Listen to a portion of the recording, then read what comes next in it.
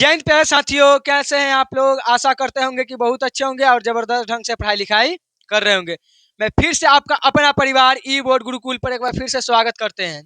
आज आप लोगों के सामने फिर से आए हैं केमिस्ट्री का मोस्ट इंपोर्टेंट वीवीआई क्वेश्चन लेकर। एक और इससे पहले आए थे केमिस्ट्री का मोस्ट इंपोर्टेंट वीवीआई क्वेश्चन लेकर, जो आपका अपना चैनल ई बोर्ड गुरुकुल पर अपलोड है। अगर वो वीडियो देख लीजिएगा, उसके बाद एक और अभी वीडियो लेकर आ रहे हैं, इसको भी देख लीजिएगा।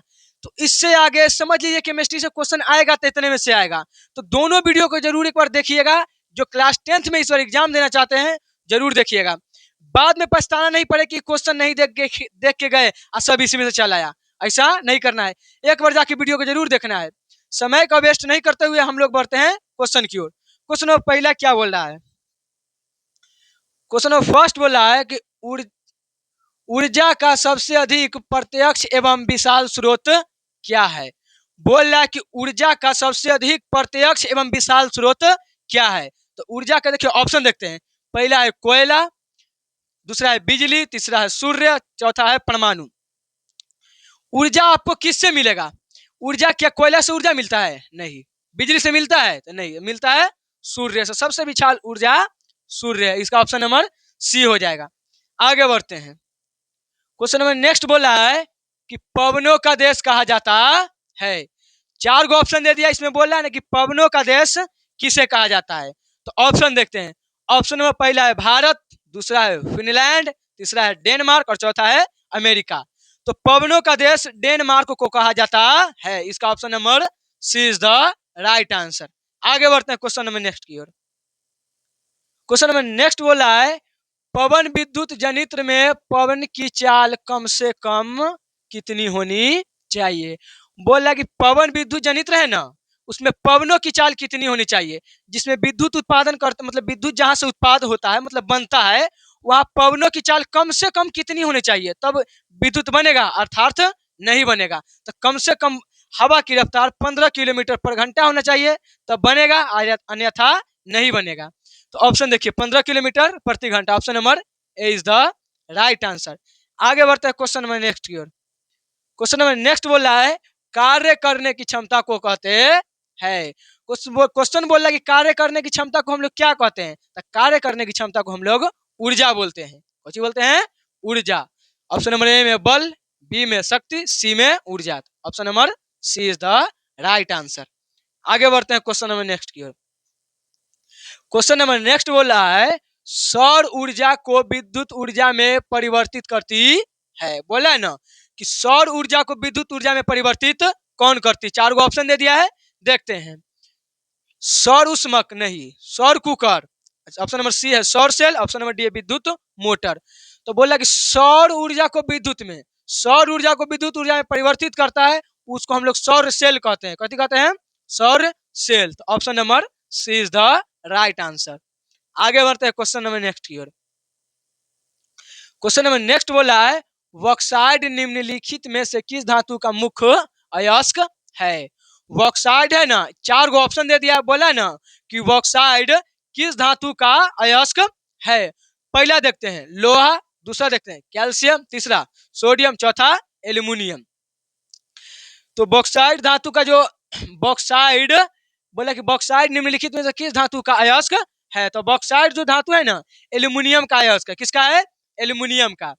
एगो बॉक्साइड है और एक होता है क्रायोलाइट। अगर ऑप्शन में बॉक्साइड नहीं रहेगा तो क्रायोलाइट भी मार सकते है। तो बोल रहा है कि बॉक्साइड, बॉक्साइड है तो एल्यूमिनियम का अयस्क।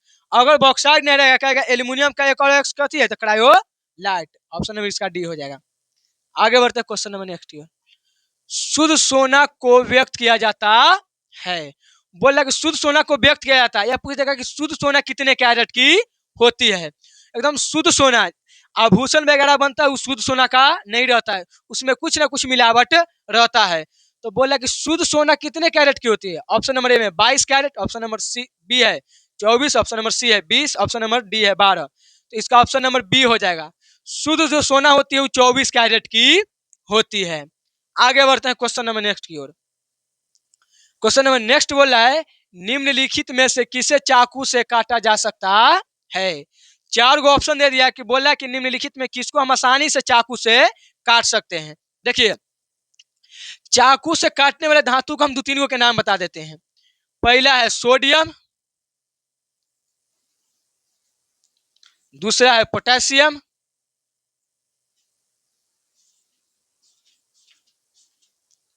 अगर ये दोनों के बहुत आसानी से काटा जा सकता है चाकू से। अगर ये दोनों ऑप्शन में नहीं है तब हम लिथियम की ओर बढ़ेंगे। कहेगा कि किस धातु को आसानी से चाकू से काटा जा सकता है। अगर सोडियम और पोटेशियम ऑप्शन में नहीं है तब हम लोग लिथियम को मान सकते हैं, इसको भी चाकू से काट सकते हैं। देखिए ऑप्शन, ऑप्शन में पहला है लिथियम, ऑप्शन नंबर ए हो जाएगा लिथियम। दूसरा कैल्शियम होगा तो नहीं होगा, कॉपर होगा बिल्कुल नहीं, आयरन भी नहीं होगा, तो इसका ऑप्शन नंबर ए हो जाएगा। लिथियम को आसानी से चाकू से हम काट सकते हैं। अगर लिथियम में ऑप्शन में नहीं रहेगा तो सोडियम या पोटेशियम में से कोई एगो रहेगा। आगे बढ़ते हैं क्वेश्चन नंबर नेक्स्ट की। क्वेश्चन नंबर नेक्स्ट बोला है कि धातु के ऑक्साइड सामान्यतः होते हैं। धातु के ऑक्साइड बोला है, कथी के ऑक्साइड? धातु के जो ऑक्साइड होता है वो क्षारीय होता है। कैसा होता है? क्षारीय। धातु के ऑक्साइड क्षारीय होता है।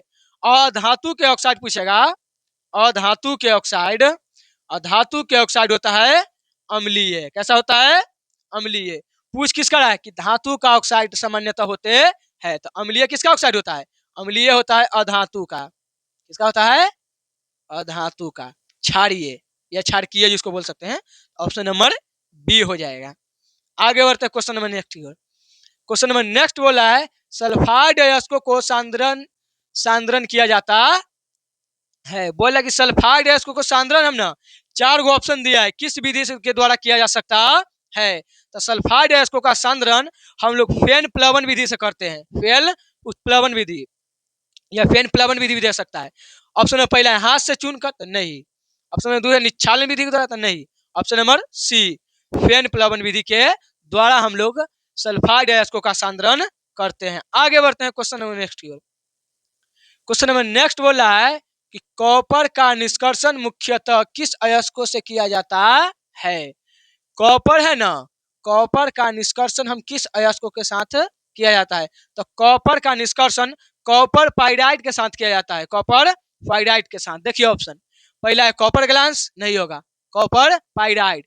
इसका सूत्र भी पूछ देता है कि कॉपर पाइराइड का सूत्र कथी होता है, तो CuFeS2 होता है। कथी होता है? CuFeS2। इसका सूत्र जरूर याद रखिएगा, बहुत VVI समझिए, तो सूत्र बहुत पूछता है इसका कि कॉपर पाइराइड का सूत्र होता है तो CuFeS2। यह भी पूछेगा कि कॉपर ग्लास का सूत्र क्या होता है, तो Cu2S। यह क्वेश्चन बहुत VVI, इसको VVI कर लीजिए। कहेगा कि कॉपर ग्लास का सूत्र क्या होता है, तो Cu2S। आगे बढ़ते हैं क्वेश्चन नंबर नेक्स्ट की ओर। क्वेश्चन नंबर नेक्स्ट बोला है किसी धातु के परमाणु के बॉटम सेलों में इलेक्ट्रॉन की संख्या होती है। कोई धातु है ना, उसका बॉटम कक्षा में जो इलेक्ट्रॉन की संख्या क्या क्या हो सकती है। इसको देखिएगा, बॉटम कक्षा में सबसे मतलब कि कक्षा पूरा करने के बाद बचा हुआ इलेक्ट्रॉन को ही हम लोग बोलते हैं संयोजी इलेक्ट्रॉन या संयोजकता उसको बोलते हैं, ठीक है ना। तो बोले अधातु में जो होता है कितने उसके परमाणु बॉटम सेलों में हो सकता है, तो अधातु को याद रखिएगा, या तो 4 हो सकता है या 4 से अधिक, जैसे 5, 6, 7, 8 तक हो सकता है। तो धातु में अधातु में अगर पूछेगा ना तो 4 से अधिक, 4 या 4 से अधिक, 4 या 4 से अधिक। अगर पूछेगा धातु में, कथी पूछेगा, धातु में अगर पूछेगा कि बॉटम कक्षा में इलेक्ट्रॉन की संख्या, तो 1, 2 और 3, 1 से मतलब कि 4 से कम हो सकता है, 4 से कम। धातु में कितना से कम, 4 से कम, या तो 1 हो सकता है या 2 हो सकता है या 3 हो सकता है। अधातु में पूछेगा तो 4 से अधिक या 4 या 4 से अधिक। ऑप्शन देखिए 1, 2, 3 या 4। अधातु पूछा है, नहीं नहीं, ये नहीं होगा, ये हो सकता है इतना होता है धातु में, ठीक है ना, ये 4 भी नहीं हो सकता है। दूसरा में बोला है 2, 3, 4 या 5, गलत है। 4, 5, 6, 7 या 8 बिल्कुल सही। Option number C is the right answer. इस अधातु के जो परमाणु के बॉटम सेलों में इलेक्ट्रॉन जो होती है 4, 5, 6 या 7 या 8 हो सकता है। इसका ऑप्शन नंबर सी हो जाएगा। आगे बढ़ते हैं क्वेश्चन नंबर नेक्स्ट ये बोला है कौन सा अधातु कमरे के ताप पर द्रव होता है। इसको जितना स्टार लगा लीजिएगा उतना कम है, जितना VVI लिखिएगा उतना VVI कम है। जितना लिख लीजिए उतना कम है बउआ। देखो बोल रहा है कि अधातु कमरे के ताप पर द्रव अवस्था में होता है। चार गो ऑप्शन दे दिया ना, बोला कि कौन ऐसा धातु है ना जो कमरे के ताप पर द्रव अवस्था में पाया जाता है। मात्र मात्र एगो ऐसा धातु है जो कमरे के ताप पर द्रव अवस्था में पाया जाता है, उसका नाम है ब्रोमीन। कौन सी है? ब्रोमीन। तो बोला कि कौन सा अधातु कमरे के ताप पर द्रव अवस्था में होता है, तो ऑप्शन नंबर ए हो जाएगा उसका, ब्रोमीन। ब्रोमीन मात्र एक ऐसा धातु है जो कमरे के ताप पर द्रव अवस्था में पाया जाता है। तो इसका ऑप्शन नंबर ए हो जाएगा। आगे बढ़ते हैं क्वेश्चन नंबर नेक्स्ट की ओर। क्वेश्चन नंबर नेक्स्ट बोला है 1 ग्राम सोना से कितना लंबा तार बनाया जा सकता है। जब हम 1 ग्राम सोना लेंगे ना तो उससे कितना लंबा तार बना सकते हैं। अभी सोना का भाव समझ लीजिए ना कि सोना खरीद लिए तो जमीनों से बढ़कर मान लीजिए कि सोना की कीमत अभी बहुत ज्यादा हो गया है। लगभग 1-1.5 लाख के 10 ग्राम मिलता है। 1,20,000 या 1.5 लाख के करीब में 10 ग्राम सोना मिलता है। तो बोले कि 1 ग्राम सोना से जो ना कितना लंबा तार बना सकते हैं। 1 ग्राम सोना से हम लोग ना 2 किलोमीटर लंबा तार बना सकते हैं। कितना किलोमीटर? तो 2 किलोमीटर। ऑप्शन देखते हैं। ऑप्शन नंबर पहले बोला 1 किलोमीटर, नहीं होगा। Option number B 2 kilometre. Option number B हो जाएगा। 1 ग्राम सोना से लगभग हम लोग 2 किलोमीटर तार लंबा बना सकते हैं। आगे बढ़ते हैं क्वेश्चन नंबर नेक्स्ट की। क्वेश्चन नंबर नेक्स्ट बोला है सबसे कठोर प्राकृतिक पदार्थ कौन है। सबसे कठोर है ना प्राकृतिक में, सबसे कठोर पदार्थ कौन है। सब क्वेश्चन तो बोले ना कि ऐसा क्वेश्चन है ना, अगर ही नहीं आया तो फिर हम बाद में कहिएगा क्वेश्चन नहीं आया है। वीडियो के इसको पूरा देखिएगा पूरा, इसमें ऐसे ऐसे क्वेश्चन लाए ना कि बिहार बोर्ड की हिम्मत नहीं कि इससे बाहर पूछेगा। इतना ध्यान रखिएगा। पूछा कि सबसे कठोर प्राकृतिक पदार्थ कौन है। सबसे कठोर प्राकृतिक में सबसे कठोर पदार्थ में पाया जाने वाला पदार्थ कौन है, तो हीरा। कौन है? हीरा। इसका ऑप्शन नंबर बी हो जाएगा। कौन है? हीरा। सबसे कठोर प्राकृतिक पदार्थ कौन है, तो हीरा। Option number B. कम से कम बिहार बोर्ड तक 5-6 बार पूछा होगा, इसीलिए क्वेश्चन को ध्यान से देखिएगा। 2-3 बार वीडियो को देखिएगा, क्वेश्चन को दिमाग में रख लीजिएगा कि वहां गलती ना हो। आगे बढ़ते हैं क्वेश्चन नंबर नेक्स्ट की ओर। क्वेश्चन नंबर नेक्स्ट बोला है इनमें से कौन अधातु होते हुए भी चमकीला होता है। फिर देखिए क्वेश्चन आ गया। यह क्वेश्चन 2-3 बार पूछा हुआ है। बोला कि 4 गो ऑप्शन दिया कि इनमें से कौन अधातु होते हुए भी चमकीला होता है। सब के सब अधातु चमकीला नहीं होता है, लेकिन अपवाद में एगो ऐसा अधातु है जो अधातु होते हुए भी चमकीला होता है। तो देखिए पहला ऑप्शन है कार्बन। कार्बन नहीं होता है। ब्रोमीन। ब्रोमीन भी नहीं होता है। ब्रोमीन के बारे में अभी बताया था क्या होता है कि कमरे के ताप पर द्रव अवस्था में पाया जाता है अधातु होते हुए भी। तो इसका ऑप्शन हो जाएगा सी। आयोडीन मात्र एक ऐसा अधातु है जो अधातु होते हुए भी कथी होता है, चमकीला। सभी अधातु चमकीली नहीं होती है। सभी अधातु चमकीली नहीं होती है। बट याद रखिएगा कि मात्र एगो अधातु है आयोडीन जो अधातु होते हुए भी चमकीला होता है। तो इसका ऑप्शन नंबर सी हो जाएगा। आगे बढ़ते हैं क्वेश्चन नंबर नेक्स्ट की ओर।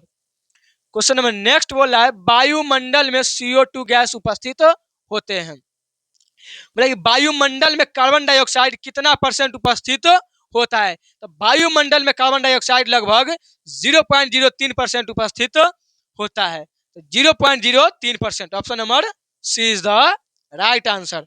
आगे बढ़ते हैं क्वेश्चन नंबर नेक्स्ट की ओर। क्वेश्चन नंबर नेक्स्ट बोल रहा है सल्फ्यूरिक अम्ल का अनुसूत्र होता है। इसको दिमाग में और छाप लीजिए। सल्फ्यूरिक अम्ल का सूत्र क्या होता है। सल्फ्यूरिक अम्ल का सूत्र होता है H2SO4। क्या होता है बउआ? H2SO4। दिमाग में इसको अटा लीजिए कैसे भी।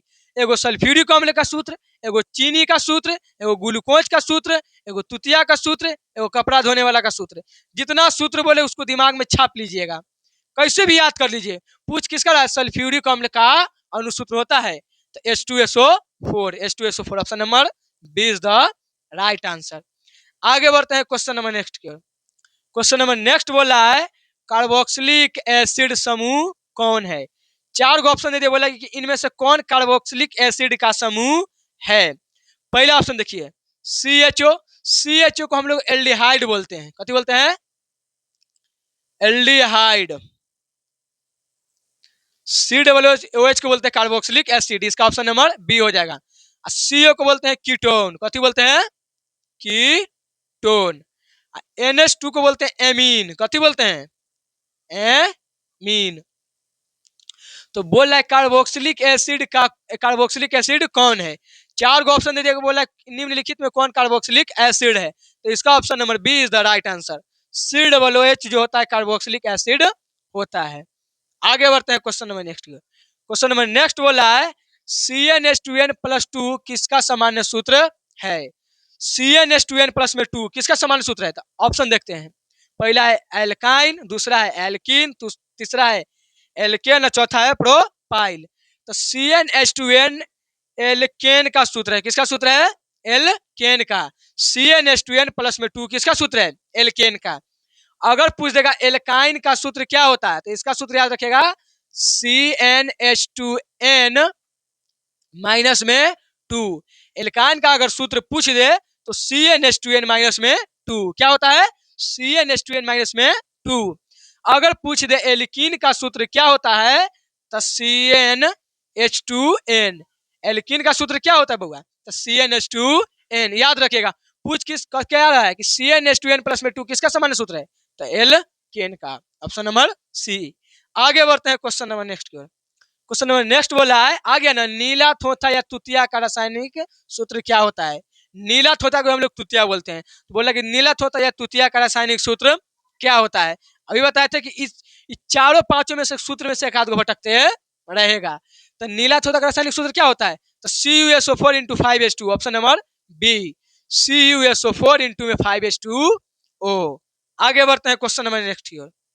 क्वेश्चन नंबर नेक्स्ट बोला है संगमरमर का रासायनिक सूत्र क्या है? आ गया, संगमरमर का रासायनिक सूत्र क्या होता है? तो संगमरमर का रासायनिक सूत्र देखते हैं। ऑप्शन पहला ऑप्शन है CaCO3, ऑप्शन है MgHCO3 का होल ट्वाइज, CaHOC3 का ट्वाइज, MgCO3 का होल ट्वाइज। तो संगमरमर का जो सूत्र होता है CaCO3। Option number A. आगे बढ़ते हैं क्वेश्चन नंबर नेक्स्ट की ओर। सोडियम कार्बोनेट का अनुसूत्र क्या होता है? सोडियम कार्बोनेट का, आज हम लोग ऐसा सोच रहे हैं कि खाली अधिकतर लाए हैं सूत्र वाला, कि सूत्र में आप लोग का दिक्कत नहीं हो। बोला कि सोडियम कार्बोनेट का अनुसूत्र है, सोडियम कार्बोनेट का अनुसूत्र होता है NH2CO3। ऑप्शन नंबर ए हो जाएगा। आगे बढ़ते हैं क्वेश्चन नंबर नेक्स्ट की ओर। क्वेश्चन नंबर नेक्स्ट बोला है आधुनिक आवर्त सारणी में वर्गों की संख्या या समूह होती है। आधुनिक आवर्त सारणी में वर्गों को हम लोग उधर भी बोल सकते हैं या स्तंभ, ठीक है ना। तो कहेगा आधुनिक आवर्त सारणी में वर्गों की संख्या होती है 18 गो, और आवर्त की संख्या पूछेगा तो 7 गो। किसका पूछ रहा है? वर्गों की संख्या। ऑप्शन नंबर बी इसका राइट आंसर 18 गो होगा। आगे बढ़ते हैं क्वेश्चन नंबर नेक्स्ट की ओर। क्वेश्चन नंबर नेक्स्ट बोल रहा है त्रिक का नियम निम्नलिखित में से किसके द्वारा प्रतिपादित किया गया है? बोला कि त्रिक ने है ना, जो तीन तीन पदार्थों का नियम बना थे, चार गो ऑप्शन उनमें से कौन दिए थे? तो त्रिक का नियम दिए थे डोवेनियर। कौन दिए थे? डोवे राइनर ने दिए द्वारा। ऑप्शन नंबर बी हो जाएगा। आगे बढ़ते हैं क्वेश्चन नंबर नेक्स्ट की ओर। आवर्त सारणी में कितनी आवर्त या इसको बोलते क्षैतिज पंक्ति होती है? अभी बताए ना कि आवर्त सारणी में आवर्त की संख्या क्या है गो? 7 गो। आवर्त की संख्या 18 गो। 18 गो वर्ग और 7 गो आवर्त। क्या बोल रहा है? आवर्त की संख्या। Option number C 7। आगे बढ़ते हैं क्वेश्चन नंबर नेक्स्ट की ओर। क्वेश्चन नंबर नेक्स्ट बोला है अष्टक का नियम निम्नलिखित में किसके द्वारा प्रतिपादित किया गया है? बोला कि अष्टक का नियम कौन दिए थे? तो न्यूलैंड से वो वैज्ञानिक आए थे, उन्हीं ने अष्टक का नियम दिए थे कि 8-8 पदार्थों को सजा कि पहला पदार्थ का गुण 8वां पदार्थ के गुण से मिलेगा। कौन दिए थे? तो न्यूलैंड दिए थे। तो न्यूलैंड का है ऑप्शन नंबर डी। न्यूलैंड के द्वारा दिया गया था। Option number D. आगे बढ़ते हैं क्वेश्चन नंबर नेक्स्ट की ओर। क्वेश्चन नंबर नेक्स्ट बोल रहा है कि मेंडलीफ के आवर्त नियम के अनुसार तत्वों के गुणधर्म इसमें किसका आवर्त फलन होता है? बोला कि मेंडलीफ के आवर्त नियम के अनुसार ना, जो उसका गुण धर्म है, मेंडलीफ जब तत्वों को सजाए थे ना, तो उसका गुण धर्म किसके आधार पर उस सजाए थे तत्वों को? तो मेंडलीफ जो है तत्वों को परमाणु द्रव्यमान के आधार पर सजाए थे। किसके आधार पर? परमाणु द्रव्यमान। Option number B is the right answer. आगे बढ़ते हैं क्वेश्चन नंबर नेक्स्ट की ओर। क्वेश्चन नंबर नेक्स्ट बोल रहा है किसने कहा कि तत्वों के मूल गुणधर्म उसके परमाणु संख्या है, ना कि परमाणु द्रव्यमान? बोला ना कि किसने कहा ना कि उसका जो मूल गुणधर्म है ना परमाणु संख्या है, ना कि परमाणु, मतलब कौन वैज्ञानिक बोले थे ना कि उसका मूल गुणधर्म उसके परमाणु संख्या है, परमाणु द्रव्यमान नहीं। तो आए थे मोसले साहब, कौन आए थे? मोसले। उन्होंने कहा था कि परमाणु जो है परमाणु संख्या है, ना कि परमाणु द्रव्यमान। तो कौन कहे थे? तो Moseley. Option number B is the right answer. आगे बढ़ते हैं क्वेश्चन नंबर नेक्स्ट की ओर। क्वेश्चन नंबर नेक्स्ट बोला है, भारतीय संगीत प्रणाली में संगीत के कितने सुर होते हैं? भारतीय संगीत प्रणाली है ना, उस संगीत के कितने सुर होते हैं? संगीत के 7 गो सुर होते हैं। ये 7 गो सुर पर सा रे गा मा पा धा नी सा, इसी पर परमाणु को जो वैज्ञानिक बहुत सारे आए थे उन्होंने सजाए थे। तो बोल रहा है कि भारतीय संगीत प्रणाली में कितने सुर? तो 7। Option number C is the right answer. आगे बढ़ते हैं क्वेश्चन नंबर नेक्स्ट की ओर। क्वेश्चन नंबर नेक्स्ट बोल रहा है, एक पीएम मतलब कि प्राइमरी सिस्टम नहीं, पीएम मतलब पीकोमीटर। कैसे बोलते हैं? पीकोमीटर। तो बोला एक पीकोमीटर कितने मीटर के बराबर होते हैं? जो एक पीकोमीटर है कितने मीटर के बराबर होते हैं? तो एक पीकोमीटर 10 के पावर -12, ये पावर में सब के सब पावर में रहेगा, ठीक है। 10 के पावर -12, 10 के पावर -11, 10 के पावर -10, सब के आगे मीटर रहेगा। इस पावर माइनस में नहीं है, इस पावर में सब है, माइनस में 13। तो बोला कि एक पिकोमीटर में कितने मीटर होते हैं? तो 10 के power -12 metre. Option number C. आगे बढ़ता है क्वेश्चन नंबर नेक्स्ट की ओर। क्वेश्चन नंबर नेक्स्ट बोल रहा है, किसी भी तत्व की संयोजकता कैसे निर्धारित की जाती है?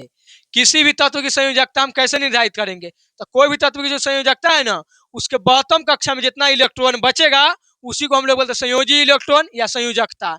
उसके बॉटम कक्षा में अपना अष्टक पूरा करने के बाद जितना इलेक्ट्रॉन बच जाएगा उसके बॉटम कक्षा में, उसी को हम लोग बोलते हैं संयोजकता। तो बोल रहा है क्या कि किसी भी तत्व की जो संयोजकता निर्धारित की जा सकती है तो इलेक्ट्रॉन की संख्या से। Option number A is the right answer. Electron की संख्या के द्वारा से ही हम उसको निर्धारित कर सकते हैं। आगे बढ़ते हैं क्वेश्चन नंबर नेक्स्ट की ओर। क्वेश्चन नंबर नेक्स्ट बोला है, भारत का पवन ऊर्जा द्वारा विद्युत उत्पादन करने वाले देशों में कौन सा स्थान है ऊर्जा के स्रोत के? जो बोला भारत जो है ना, पवन ऊर्जा जो उत्पन्न करता है, विद्युत पवन ऊर्जा के द्वारा जो विद्युत उत्पादन करता है, उसमें भारत का कैमा स्थान है?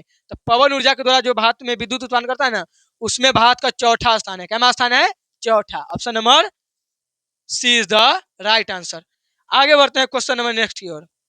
क्वेश्चन नंबर नेक्स्ट बोल रहा है कि बांध के द्वारा स्थापित टरबाइन ज्वारीय ऊर्जा को किस किस किस में रूपांतरित किया जा सकता है? बोला है कि बांध के द्वारा स्थापित टरबाइन का ज्वारीय ऊर्जा किसके द्वारा रूपांतरित किया जाता है?